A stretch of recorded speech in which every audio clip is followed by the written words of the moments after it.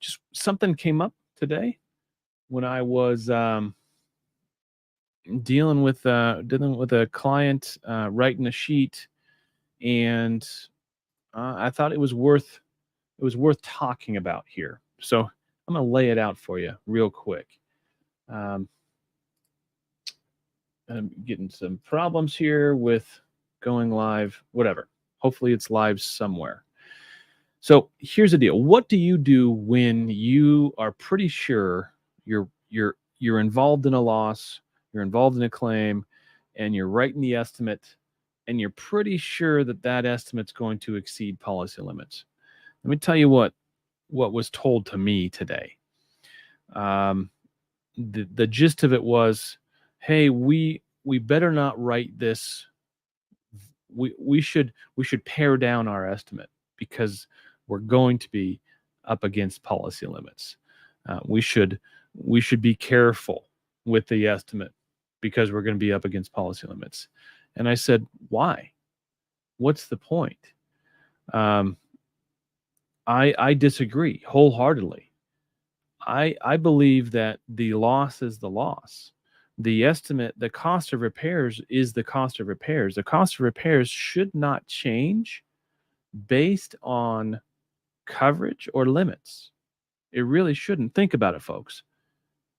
Does a policy limit affect the damages that have already been done? No, it doesn't. Does the policy limit affect the cost to bring that structure back to pre-loss condition?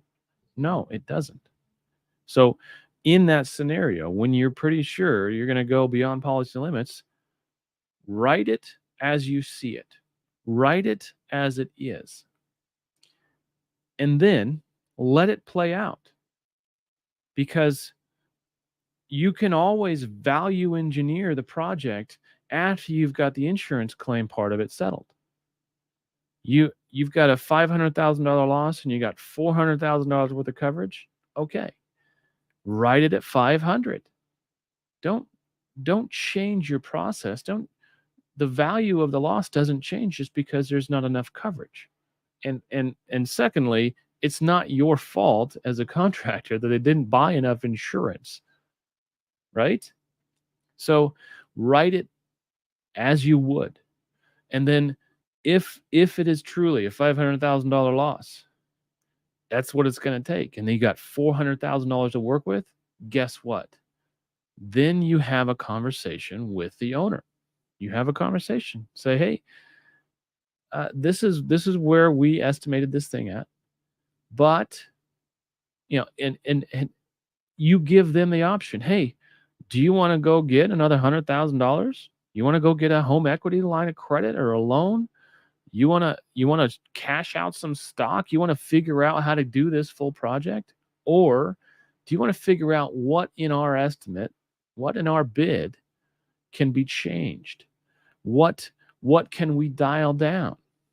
You had super duper high grade hand distressed hardwoods from Brazil. Okay. Well, you change that to a decent looking LVP. You've just saved a lot of money, right? It costs a lot less to put in a click together floating floor than it does a high end hardwood.